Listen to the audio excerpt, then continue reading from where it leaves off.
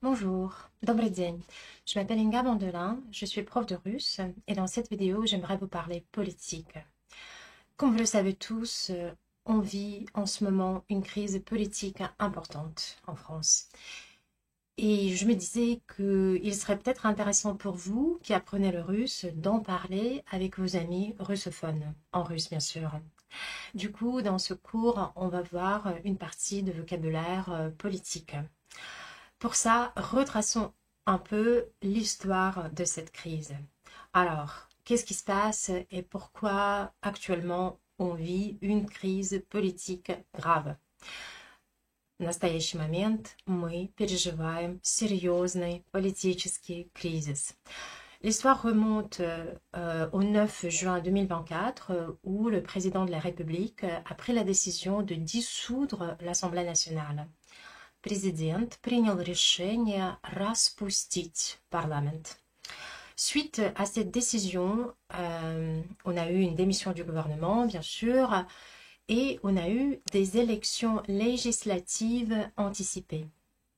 Внеочередные парламентские выборы. Les résultats de ces élections ont amené l'union de la gauche en tête du scrutin.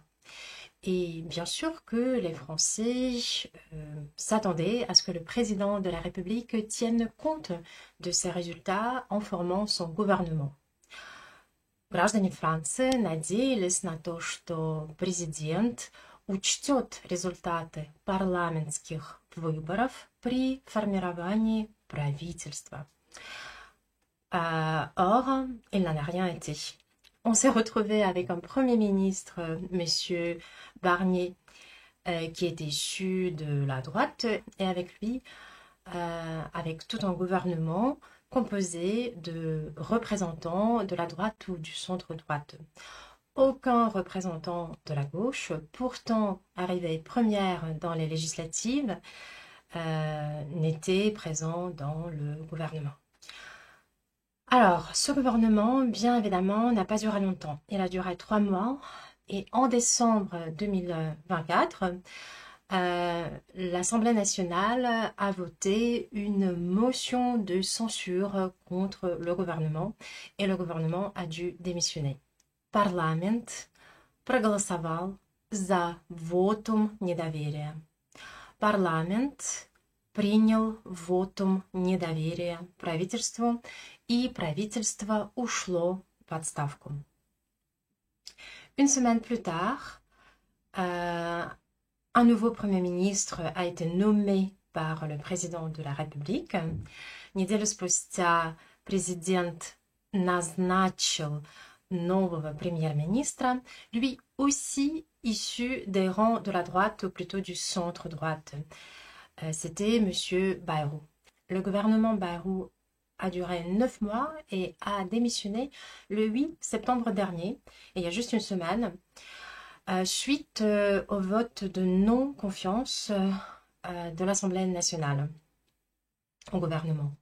8 сентября правительство Байру также ушло в отставку вследствие вотума недоверия в парламенте. Le lendemain, on a appris le nom d'un nouveau Premier ministre, le troisième depuis 12 mois. Et pas de surprise, c'est encore un représentant de la droite. Donc l'histoire se répète. Le président de la République nous rejoue le même tour déjà 3 fois. On se demande pourquoi. Et on est sûr que ça va pas résoudre la crise politique ni améliorer la situation. Les Français en sont conscients. C'est pour ça que presque 200 000 personnes sont descendues dans les rues de grandes villes de France le 10 septembre dernier. Люди вышли на демонстрации 10 сентября. Beaucoup pensent que la seule vraie voie de sortie de cette crise serait la démission du président de la République, отставка президента, ou bien la destitution, impeachment, présidentum. C'était d'ailleurs une revendication Omniprésente dans les manifestations du 10 septembre. Это требование можно было увидеть повсюду на демонстрациях 10 сентября.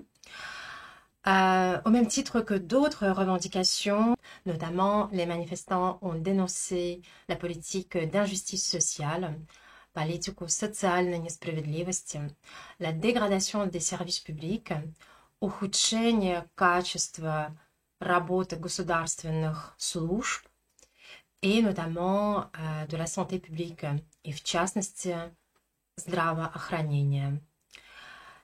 Ces revendications seront-elles entendues par le nouveau gouvernement? Услышит ли новое правительство эти требования? On le verra dans les semaines qui viennent. En attendant, une nouvelle mobilisation et une grève générale sont annoncées pour le 18 septembre. Новые демонстрации и всеобщая забастовка запланированы на 18 сентября. Alors, si le sujet vous intéresse, n'hésitez pas à m'en parler dans les commentaires. Si vous avez besoin d'autres mots, d'autres expressions pour parler de politique, notez-les dans les commentaires. Je serai très contente de pouvoir vous fournir une liste de ces expressions. Si vous avez aimé cette vidéo, likez-la s'il vous plaît, abonnez-vous à la chaîne et n'hésitez pas à visiter mon site web avalangue.fr pour faire des exercices de russe, voir les annonces de cours.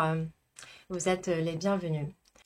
Merci de votre attention et à bientôt. Спасибо за внимание и до новых встреч!